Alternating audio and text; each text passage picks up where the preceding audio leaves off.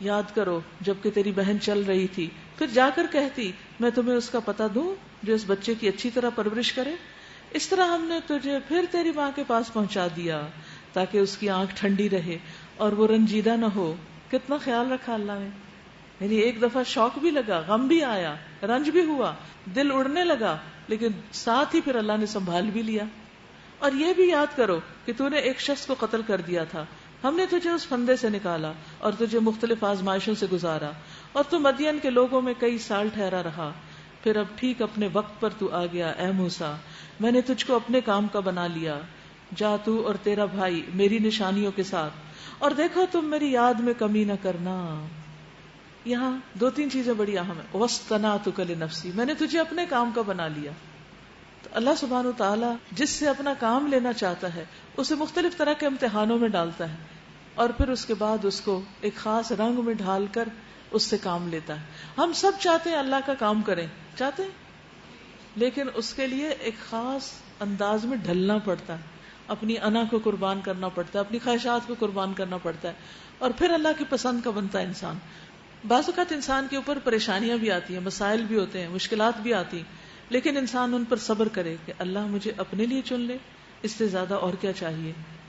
اور جب چن لیا اور پھر اتنا قریب کیا اور سرگوشی کی اور نبوت دی اور پھر اس کام کے لیے بھیجا، فرمایا اذهب انت واخوك بآیاتی ولا تنیا فی ذکری، جاؤ تم اور تمہارا بھائی میری آیات کے ساتھ، نشانیوں کے ساتھ، اور میرے ذکر میں کمی نہ کرنا، ذکر میں سستی نہ کرنا. تو اللہ کے جو چنے ہوئے بندے ہوتے ہیں ان کی کچھ صفات ہوتی ہیں. ایک تو یہ کہ اللہ تعالیٰ جس کے ساتھ بھلائی کرنا چاہتا ہے اسے دین کی سمجھ دے دیتا ہے. تو آپ بھی ایک طرح سے چنے ہوئے لوگ ہیں. آپ کن راستوں پہ جا رہے تھے، اللہ نے راستہ موڑ کے آپ کو یہاں لا بٹھایا کہ آپ قرآن سیکھیں. یہ چننے کی علامت ہے.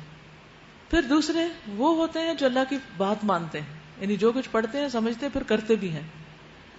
رسول اللہ صلی اللہ علیہ وسلم نے فرمایا ہمیشہ اللہ تعالیٰ دین میں ایسے پودے لگاتے رہیں گے، دین میں ایسے پودے لگاتے رہیں گے جنہیں اپنی فرما برداری میں استعمال فرمائیں گے، یعنی وہ لوگ پھر اللہ کے بن جائیں گے. پھر اللہ کے خاص چنے وہ بندے کون سے ہوتے ہیں؟ جو قرآن والے ہوتے ہیں. رسول اللہ صلی اللہ علیہ وسلم نے فرمایا لوگوں میں سے کچھ اہل اللہ ہوتے ہیں. آپ سے پوچھا گیا اہل اللہ کون ہوتے ہیں؟ فرمایا قرآن والے. اہل اللہ اور اس کے خاص لوگ ہوتے ہیں جن کا قرآن کے ساتھ شغف زیادہ ہوتا ہے.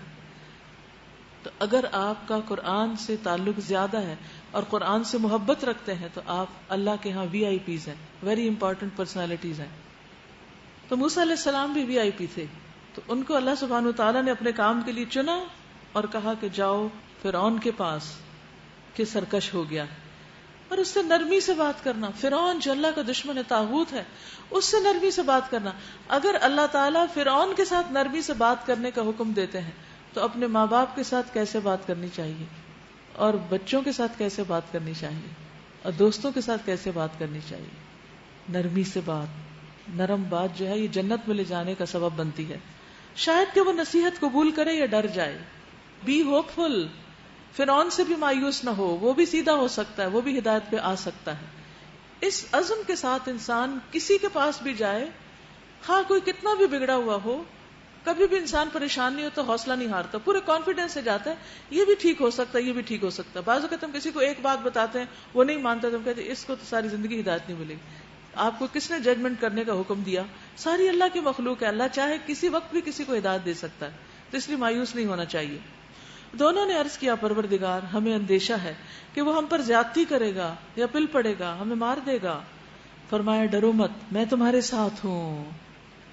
لا تخافا اننی معکما اسمع وارا، میں سب کچھ سن رہا ہوں، دیکھ رہا ہوں، کچھ نہیں کرے گا تمہارا. جاؤ. کتنی محبت سے اللہ تعالیٰ ان کو تسلی دے رہے ہیں. جاؤ ان کے پاس اور کہو کہ ہم تیرے رب کے پیغامبر ہیں، بنی اسرائیل کو ہمارے ساتھ جانے کے لیے چھوڑ دو اور ان کو تکلیف نہ دو. ہم تیرے پاس تیرے رب کی نشانی لے کر آئے ہیں، اور سلامتی ہے اس کے لیے جو راہ راست کی پیروی کرے. ہم کو وحی سے بتایا گیا ہے کہ عذاب ہے اس کے لیے جو جھٹلائے اور منہ موڑے. قال فمن ربکما یا موسیٰ، فرعون نے کہا اچھا تو پھر تم دونوں کا رب کون ہے اے موسیٰ؟ قال ربنا الذی اعطی کل شیء خلقہ ثم ہدی، موسیٰ علیہ السلام نے جواب دیا ہمارا رب وہ ہے جس نے ہر چیز کو اس کی ساخت بخشی، پھر اس کو راستہ بتایا. قال فما بال القرون الاولی، فرعون بولا پھر پہلی نسلیں جو گزر چکی ان کی کیا حالت تھی؟ موسیٰ علیہ السلام نے کہا اس کا علم میرے رب کے پاس ہے، ایک نوشتے میں محفوظ ہے. میرا رب نہ چوکتا ہے نہ بھولتا ہے.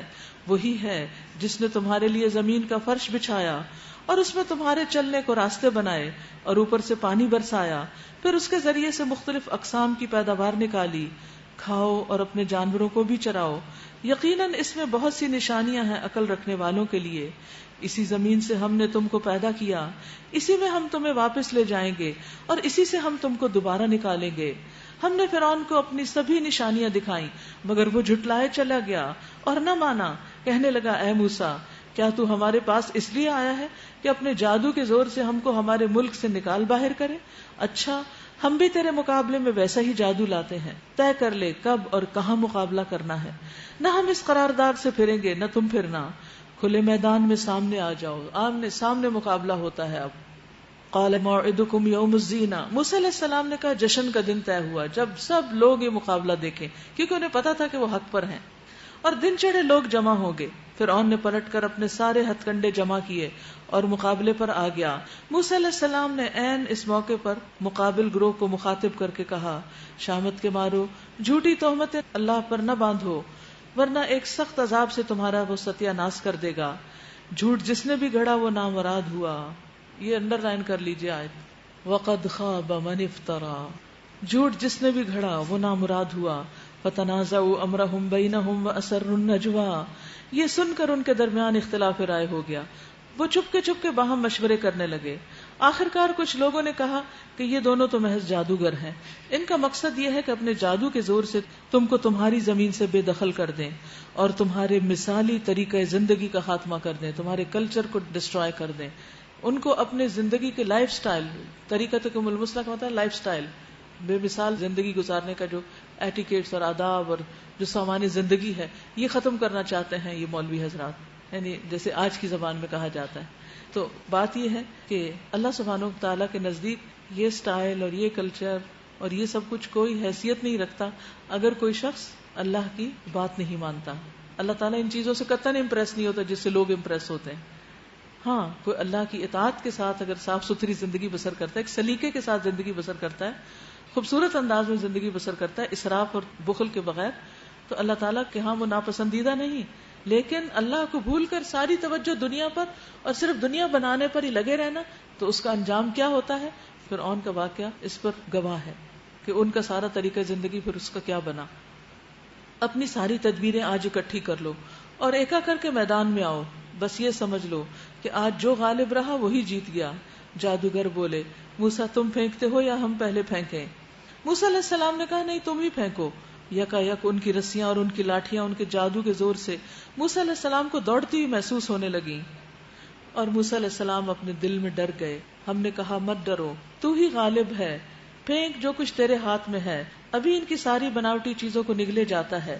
یہ جو کچھ بنا کر لائے ہیں یہ تو جادوگر کا فریب ہے، اور جادوگر کبھی کامیاب نہیں ہو سکتا خواہ وہ کسی بھی شان سے آئے. آخر کو یہی ہوا کہ سارے جادوگر سجدے میں گرا دیے گئے اور پکار اٹھے مان لیا ہم نے ہارون اور موسیٰ کے رب کو. فرعون نے کہا تم ایمان لے آئے قبل اس کے کہ میں تمہیں اس کی اجازت دیتا. معلوم ہو گیا کہ یہ تمہارا گرو ہے جس نے تمہیں جادوگری سکھائی تھی.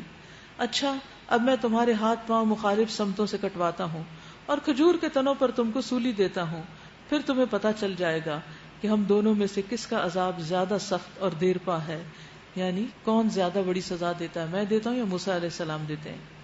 جادوگروں نے جواب دیا قسم ہے اس ذات کی جس نے ہمیں پیدا کیا، یہ ہرگز نہیں ہو سکتا کہ ہم روشن نشانیاں سامنے آ جانے کے بعد بھی صداقت پر تجھے ترجیح دیں.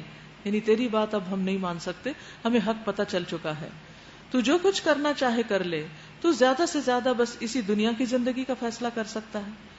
ہم تو اپنے رب پر ایمان لے آئے تاکہ وہ ہماری خطائیں معاف کر دے اور اس جادوگری سے جس پر تو نے ہمیں مجبور کیا تھا درگزر فرمائے. اللہ ہی اچھا ہے اور وہی باقی رہنے والا ہے. انہ من یأت ربہ مجرما فإن له جہنم لا يموت فیہا ولا یحیا. حقیقت یہ ہے کہ جو مجرم بن کر اپنے رب کے حضور حاضر ہوگا اس کے لیے جہنم ہے جس میں نہ وہ جیے گا نہ مرے گا، اور جو اس کے حضور مومن کی حیثیت سے حاضر ہوگا جس نے نیک عمل کیے ہوں گے، ایسے سب لوگوں کے لیے بلند درجے ہیں، سدا بہار باغ جنت کے جن کے نیچے نہریں بہ رہی ہوں گی، ان میں وہ ہمیشہ رہیں گے۔ یہ جزا ہے اس شخص کی جو پاکیزگی اختیار کرے۔ ہم نے موسیٰ علیہ السلام پر وحی کی کہ اب راتوں رات میرے بندوں کو لے کر چل پڑ اور ان کے لیے سمندر میں سے سوکھی سڑک بنا لے، تجھے کسی کے تعاقب کا ذرا خوف نہ ہو اور نہ سمندر کے بیچ سے گزرتے ہوئے ڈر لگے۔ پیچھے سے فرعون اپنے لشکر کو لے کر آ پہنچا اور پھر سمندر ان پر چھا گیا جیسا کہ چھا جانے کا حق تھا۔ فرعون نے اپنی قوم کو گمراہی کیا تھا، کوئی صحیح رہنمائی نہ کی تھی۔ اتنی دنیا کی ترقی کر کر کے آخر انجام کیا ہوا؟ سارے کاریگر اور وہ خود ڈوب مرے اور دنیا پیچھے چھوڑ گئے جس کے بہت سے راز اور جانتے بھی نہ تھے اور اس کلچر کو آگے چلا بھی نہ سکے۔ ہاں آج کچھ لوگ اس کی نقالی کرتے ہوئے پائے جاتے ہیں لیکن وہ اصل کے مقابلے میں کچھ بھی نہیں۔ تو انسان جب اللہ کی نافرمانی کرتا تو اس نافرمانی کے ساتھ وہ سرخرو نہیں ہو سکتا، بچ نہیں سکتا، خواہ وہ دنیا میں کتنا ہی ترقی یافتہ کیوں نہ ہو۔ یا بنی اسرائیل قد انجیناکم من عدوکم وواعدناکم جانب الطور الایمن ونزلنا علیکم المن والسلوی۔ اے بنی اسرائیل، ہم نے تم کو تمہارے دشمن سے نجات دی اور طور کی دائیں جانب تمہاری حاضری کے لیے وقت مقرر کیا، یعنی طور کے مشرقی دامن میں، اور تم پر من و سلوہ اتارا۔ کھاؤ ہمارا دیا ہوا پاک رزق اور اسے کھا کر سرکشی نہ کرو ورنہ تم پر میرا غضب ٹوٹ پڑے گا، اور جس پر میرا غضب ٹوٹا وہ پھر گر کر ہی رہا۔ البتہ جو توبہ کر لے اور ایمان لے آئے اور نیک عمل کرے پھر سیدھا چلتا رہے اس کے لیے میں بہت درگزر کرنے والا ہوں۔ تو اللہ سبحانہ وتعالیٰ کس کو معاف کرتے ہیں؟ جو توبہ کرے، ایمان لائے، نیک عمل کرے اور پھر سیدھی راہ پہ چلتا رہے۔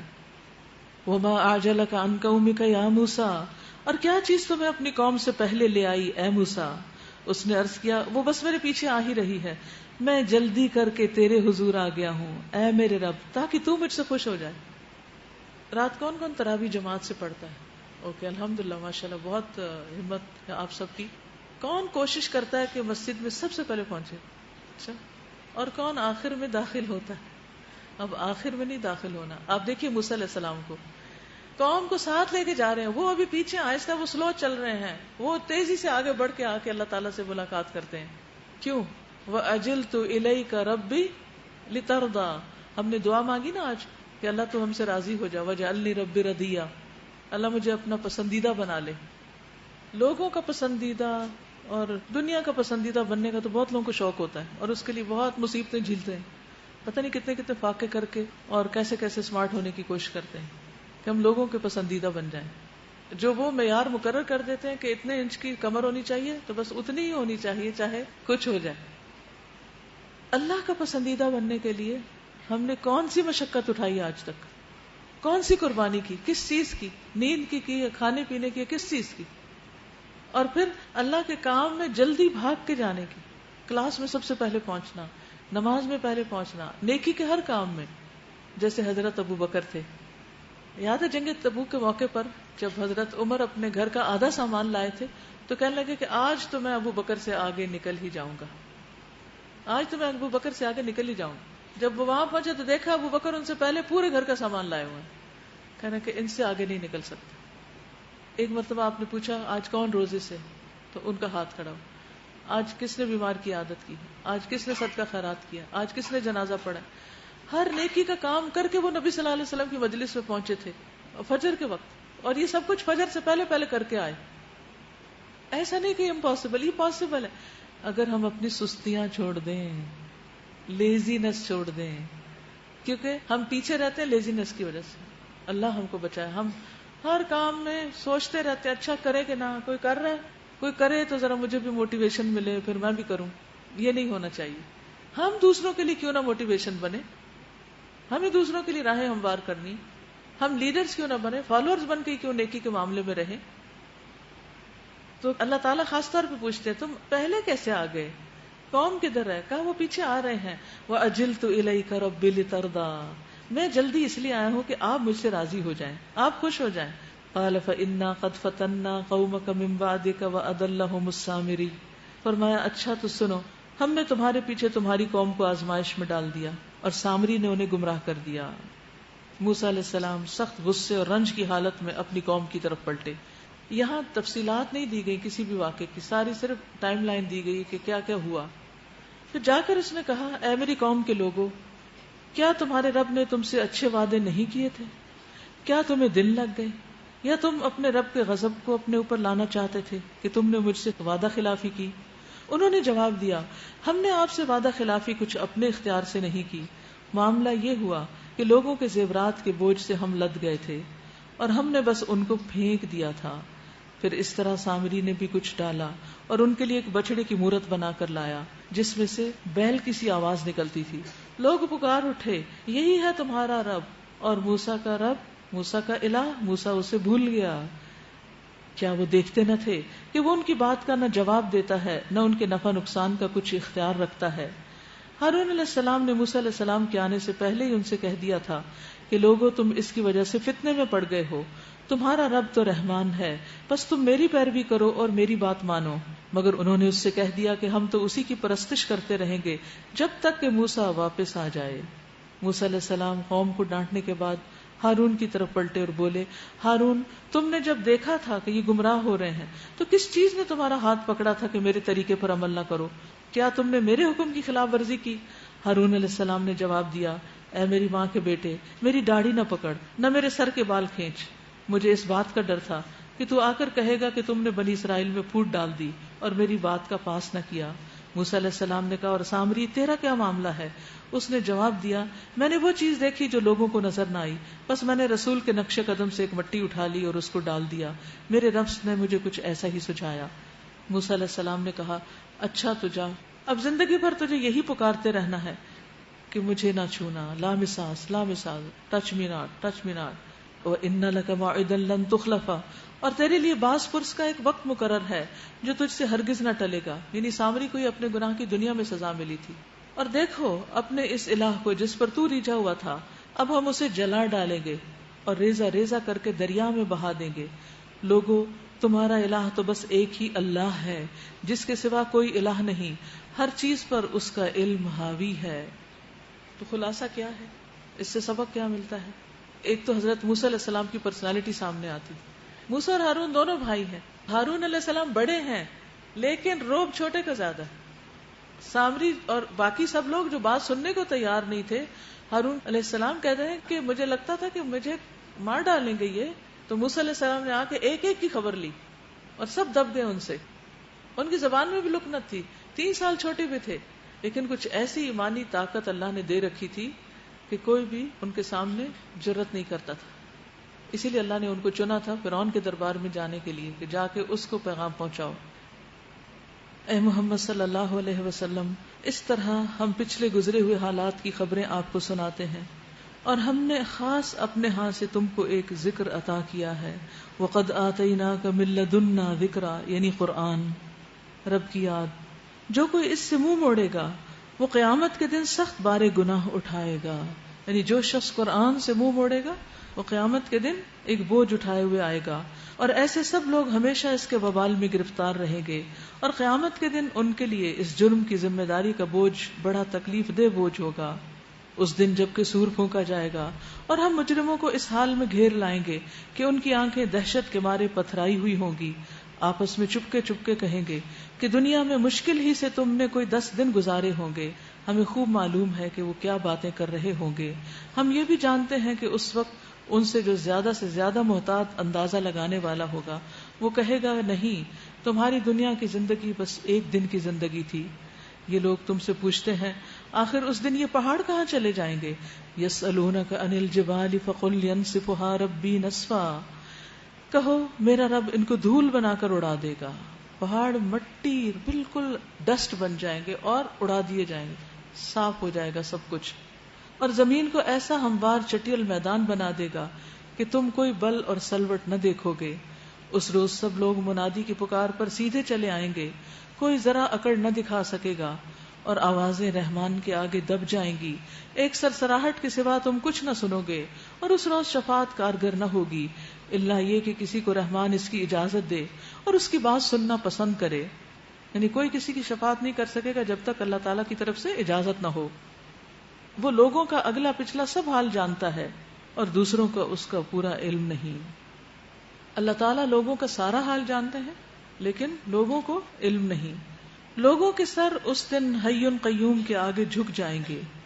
نامراد ہوگا جو اس وقت کسی ظلم کا بارے گناہ اٹھائے ہوئے ہو، اور کسی ظلم یا حق تلفی کا خطرہ نہ ہوگا اس شخص کو جو نیک عمل کرے اور اس کے ساتھ وہ مومن بھی ہو. اور اے محمد صلی اللہ علیہ وسلم، اسی طرح ہم نے اسے قرآن عربی بنا کر نازل کیا ہے اور اس میں طرح طرح سے تنبیہات کی ہیں، شاید کہ لوگ کج روی سے بچیں یا ان میں کچھ ہوش کے آثار اس کی بدولت پیدا ہوں. بس بالا و برتر ہے اللہ، بادشاہ حقیقی. اور دیکھو قرآن پڑھنے میں جلدی نہ کیا کرو جب تک تمہاری طرف اس کی وحی تکمیل کو نہ پہنچ جائے، اور دعا کرو کہ اے پروردگار مجھے مزید علم عطا فرما. کس کو کہا جا رہا ہے؟ نبی صلی اللہ علیہ وسلم کو. نبی صلی اللہ علیہ وسلم کون تھے؟ اللہ کے محبوب، اللہ کے رسول. اللہ کے محبوب اور اللہ کے رسول کے لیے اللہ تعالیٰ نے جو چیز پسند کی وہ کیا تھا؟ علم. کہ اللہ مجھے اور علم دے. تو ہمیں بھی اپنے لیے سب سے زیادہ کیا مانگنا چاہیے؟ علم. کہ اللہ اور علم دے، نافع علم عطا کر. اللہم انی اسألک علما نافعا ورزقا طیبا وعملا متقبلا. ٹھیک ہے، تو رزق بعد میں آتا ہے، علم پہلے آتا ہے. وقل رب زدنی علما ولقد عہدنا الی آدم من قبل فنسی ولم نجد له عزما. ہم نے اس سے پہلے آدم کو ایک حکم دیا تھا علیہ السلام، مگر وہ بھول گیا اور ہم نے اس میں عزم نہ پایا. یاد کرو وہ وقت جب ہم نے فرشتوں سے کہا تھا کہ آدم کو سجدہ کرو، تو وہ سب سجدے میں گر گئے مگر ایک ابلیس تھا کہ انکار کر بیٹھا. اس پر ہم نے آدم سے کہا کہ دیکھو یہ تمہارا اور تمہاری بیوی کا دشمن ہے، ایسا نہ ہو کہ یہ تمہیں جنت سے نکلوا دے اور تم مصیبتوں میں پڑ جاؤ. ایسا نہ ہو کہ یہ تمہیں جنت سے نکلوا دے اور تم مصیبت میں پڑ جاؤ. یہاں تو تمہیں یہ آسائشیں حاصل ہیں کہ نہ بھوکے ننگے رہتے ہو، نہ پیاس اور دھوپ تمہیں ستاتی ہے. لیکن شیطان نے اس کو پھسلایا، کہنے لگا آدم بتاؤں تمہیں وہ درخت جس سے ابدی زندگی اور لازوال سلطنت حاصل ہوتی ہے؟ آخر کار دونوں میاں بیوی اس درخت کا پھل کھا گئے. نتیجہ یہ ہوا کہ فوراً ہی ان کے سطر ایک دوسرے کے آگے کھل گئے اور دونوں اپنے آپ کو جنت کے پتوں سے ڈھانکنے لگے. آدم علیہ السلام نے اپنے رب کی نافرمانی کی اور راہ راست سے بھٹک گئے. پھر ان کے رب نے انہیں برگزیدہ کیا اور ان کی توبہ قبول کر لی اور ہدایت بخشی اور فرمایا تم دونوں یعنی انسان اور جن یہاں سے اتر جاؤ، تم ایک دوسرے کے دشمن ہوگے. اب اگر میری طرف سے تمہیں کوئی ہدایت پہنچے تو جو کوئی میری اس ہدایت کی پیروی کرے گا وہ نہ بھٹکے گا نہ بدبختی میں مبتلا ہوگا. وَمَنْ أَعْرَضَ عَنْ ذِكْرِي فَإِنَّ لَهُ مَعِيشَةً ضَنْكًا وَنَحْشُرُهُ يَوْمَ الْقِيَامَةِ أَعْمَى. اور جو میرے ذکر یعنی میری اس کتاب کلام نصیحت سے منہ موڑے گا اس کے لیے دنیا میں زندگی تنگ ہوگی. یعنی ایسا نہیں کہ قرآن سے بھاگ کر کوئی دنیا میں خوشحال زندگی بسر کرے گا، اسے طرح طرح کی پریشانیاں لاحق ہوں گی. اور قیامت کے روز ہم اسے اندھا اٹھائیں گے، کیونکہ دنیا میں روشنی قرآن ہے. قیامت کے دن ہماری آنکھوں کی روشنی قرآن سے ہوگی، اور اگر قرآن کو بھلا دیا تو روشنی بھی چلی جائے گی. قال رب لم حشرتنی اعمی، کہہ گیا پروردگار تو نے مجھے اندھا کیوں اٹھایا، وقد کنت بصیرا، حالانکہ دنیا میں تو میں آنکھوں والا تھا. قال كذلك اتتك آیاتنا فنسیتها، اللہ تعالیٰ فرمائے گا ہاں اسی طرح تو ہماری آیات کو جبکہ وہ تیرے پاس آئی تھی تو نے بھلا دیا، اسی طرح آج تو بھلایا جا رہا ہے. قرآن مجید کو حفظ کرنے کے بعد، یاد کرنے کے بعد اسے یاد رکھنا ضروری ہے، اور اسی طرح جو کچھ ہم پڑھ رہے ہیں اس کے بھی احکام یاد رکھنا ضروری ہے جب بھی عمل کا وقت آئے. تو آپ میں سے جس کسی نے کچھ بھی حفظ کر رکھا ہے اگر اس کو کچھ بھی اس میں سے بھولتا ہے تو وہ کیا کرے؟ تھوڑا تھوڑا کر کے پکا کرنے کی کوشش کرے تاکہ قیامت کے دن اس سزا کے مستحق نہ ہو. کیونکہ اس وقت کہا جائے گا نا کذالک اتتک آیاتنا، ہماری آیتیں تیرے پاس آئی تھی فنسیتها، تو نے ان کو بھلا دیا. تو ہمیں آیات کو یاد کر کے بھلانا نہیں ہے، قرآن کو پڑھ کے اس کو چھوڑ نہیں دینا، کیونکہ یہ تو ایک گائیڈ بک ہے نا، ساری زندگی اس سے گائیڈ لائن لینی ہے، صرف ایک سال کے لیے تھوڑی. وَكَذَلِكَ الْيَوْمَ تُنْسَى، تو جو بھلائے گا اس کو کیا کہا جائے گا؟ آج اسی طرح تم بھی بھلائے جا رہے ہو. وَكَذَلِكَ نَجْزِي مَنْ أَسْرَفَ وَلَمْ يُؤْمِنْ بِآيَاتِ رَبِّهِ، اس طرح ہم حد سے گزرنے والے اور اپنے رب کی آیات نہ ماننے والے کو دنیا میں بدلہ دیتے ہیں، اور آخرت کا عذاب زیادہ سخت اور زیادہ دیر پا ہے۔ پھر کیا ان لوگوں کو تاریخ کے اس سبق سے کوئی ہدایت نہ ملی کہ ان سے پہلے کتنی ہی قوموں کو ہم ہلاک کر چکے ہیں جن کی برباد شدہ بستیوں میں آج یہ چلتے پھرتے ہیں۔ در حقیقت اس میں بہت سی نشانیاں ہیں ان لوگوں کے لیے جو عقل سلیم رکھتے ہیں۔ وَلَوْلَا كَلِمَةٌ سَبَقَتْ مِن رَّبِّكَ لَكَانَ لِزَامًا وَأَجَلٌ مُّسَمًّى فَاصْبِرْ عَلَىٰ مَا يَقُولُونَ وَسَبِّحْ بِحَمْدِ رَبِّكَ قَبْلَ طُلُوعِ الشَّمْسِ وَقَبْلَ غُرُوبِهَا وَمِنْ آنَاءِ اللَّيْلِ فَسَبِّحْ وَأَطْرَافَ النَّهَارِ لَعَلَّكَ تَرْضَىٰ۔ اگر تیرے رب کی طرف سے ایک بات پہلے طے نہ کر دی گئی ہوتی اور مہلت کی ایک مدت مقرر نہ کی جا چکی ہوتی تو ضرور ان کا بھی فیصلہ چکا دیا جاتا۔ بس اے محمد صلی اللہ علیہ وسلم، جو باتیں یہ لوگ بناتے ہیں ان پر صبر کرو اور اپنے رب کی حمد و ثنا کے ساتھ اس کی تسبیح کرو، سورج نکلنے سے پہلے اور غروب ہونے سے پہلے، اور رات کے اوقات میں بھی تسبیح کرو اور دن کے دونوں کناروں پر بھی، شاید کہ تم راضی ہو جاؤ اور نگاہ اٹھا کر بھی نہ دیکھو دنیاوی زندگی کے اس شان و شوکت کو جو ہم نے ان میں سے مختلف طرح کے لوگوں کو دے رکھی ہے۔ وہ تو ہم نے انہیں آزمائش میں ڈالنے کے لیے دی ہے، یعنی دنیا والوں کو دنیا امتحان کے لیے دی گئی ہے، اور تیرے رب کا دیا ہوا رزق حلال ہی بہتر اور پائندہ تر ہے۔ اپنے اہل و عیال کو نماز کی تلقین کرو، خود بھی اس کے پابند رہو۔ ہم تم سے کوئی رزق نہیں چاہتے، رزق تو ہم ہی تمہیں دے رہے ہیں، اور انجام کی بھلائی تقوی ہی کے لیے ہے۔ تو اس سے یہ پتہ چلتا ہے کہ ایک تو اللہ سبحانہ و تعالیٰ کی تسبیح کثرت سے کرنی چاہیے، اور یہاں ان آیات میں تسبیح سے مراد نماز بھی ہے۔ رسول اللہ صلی اللہ علیہ وسلم نے فرمایا، وہ آدمی ہرگز دوزخ میں نہیں جائے گا جس نے سورج نکلنے سے پہلے اور سورج کے غروب ہونے سے پہلے نماز پڑھی، یعنی فجر اور عصر کی نماز۔ پھر اسی طرح صبح و شام اللہ کا ذکر کرنا، سبحان اللہ والحمد للہ ولا الہ الا اللہ واللہ اکبر ولا الہ الا اللہ وحدہ لا شریک لہ اور سبحان اللہ وبحمدہ، ان سب چیزوں کی بار بار یاد دہانی اس لیے کراتی ہے تاکہ آپ کی عادت ہو جائے، کیونکہ یہ ذکر کرنے والے جو ہیں یہ آگ سے بچنے والے لوگ ہیں۔ اور پھر خاص طور پر یہ کہا گیا کہ دنیا یاد دلانے والی چیزوں سے دور رہو، کیونکہ پھر وہ انسان کو نماز میں بھی غافل کر دیتی ہیں، نماز میں بھی دنیا کا دھیان آتا رہتا ہے۔ وہ کہتے ہیں کہ یہ شخص اپنے رب کی طرف سے کوئی نشانی معجزہ کیوں نہیں لاتا؟ اولم تأتہم بینۃ ما فی الصحف الاولی، اور کیا ان کے پاس اگلے صحیفوں کی تمام تعلیمات کا بیان واضح نہیں آ گیا؟ یعنی یہ کوئی کم معجزہ ہے کہ ایک امی نبی نے ایسی کتاب پیش کی ہے جس میں پچھلی کتابوں کے بھی مضامین آ گئے ہیں، اور اس کے علاوہ تم کیا معجزہ چاہتے ہو؟ اگر ہم اس کے آنے سے پہلے ان کو کسی عذاب سے ہلاک کر دیتے تو پھر یہی لوگ کہتے کہ اے ہمارے پروردگار، تو نے ہمارے پاس کوئی رسول کیوں نہ بھیجا کہ ذلیل و رسوا ہونے سے پہلے ہی ہم تیری آیات کی پیروی اختیار کر لیتے۔ اے محمد صلی اللہ علیہ وسلم ان سے کہیے، ہر ایک انجام کار کے انتظار میں ہے، بس اب منتظر رہو، ان قریب تمہیں معلوم ہو جائے گا کہ کون سیدھی راہ چلنے والے ہیں اور کون ہدایت یافتہ ہیں۔ فَسَتَعْلَمُونَ مَنْ أَصْحَابُ الصِّرَاطِ السَّوِيِّ وَمَنِ اهْتَدَىٰ، یعنی انسان کو کام کرتے چلے جانا چاہیے۔ یہ اللہ تعالیٰ کا فیصلہ ہے کہ وہ کس وقت حق کو سامنے لے آئے، یعنی اس وقت جب انسان اچھے کام کر رہا ہوتا ہے تو کوئی ماننے کو تیار نہیں ہوتا، لیکن پھر ایک وقت آتا ہے کہ حق ہو کر رہتا ہے اور حق اپنا حق ہونا منوا لیتا ہے۔ اس لیے لوگوں کے ڈر سے نیکی شروع کر کے جلدی چھوڑ نہیں دینی چاہیے، اس پر پابندی اور استقامت اختیار کرنی چاہیے۔ وآخر دعوانا ان الحمد للہ رب العالمین۔ کل ہم نے دجال کے فتنے کی بات کی تھی، تو تمام انبیاء نے لوگوں کو، اپنی امتوں کو دجال کے فتنے سے ڈرایا تھا، تو یہ ایک CD ہے جس میں تفصیل کے ساتھ دجال کے بارے میں بات کی گئی۔ اسی طرح اولاد کی نیکی کے لیے سب ماں باپ پریشان رہتے ہیں، تو صالح اولاد کے لیے دعائیں ہیں، اس پہ لیکچر بھی ہے، اور جو خاص طور پر ولادت میں سہولت وغیرہ کی دعائیں جو عام طور پر پتہ نہیں ہوتا، تو یہ آج کے چونکہ موضوع سے متعلق ہے اس لیے اس کو انٹروڈیوس کر رہی ہوں۔ سبحانک اللہم و بحمدک، اشہد ان لا الہ الا انت، استغفرک و اتوب الیک۔ السلام علیکم و رحمۃ اللہ وبرکاتہ۔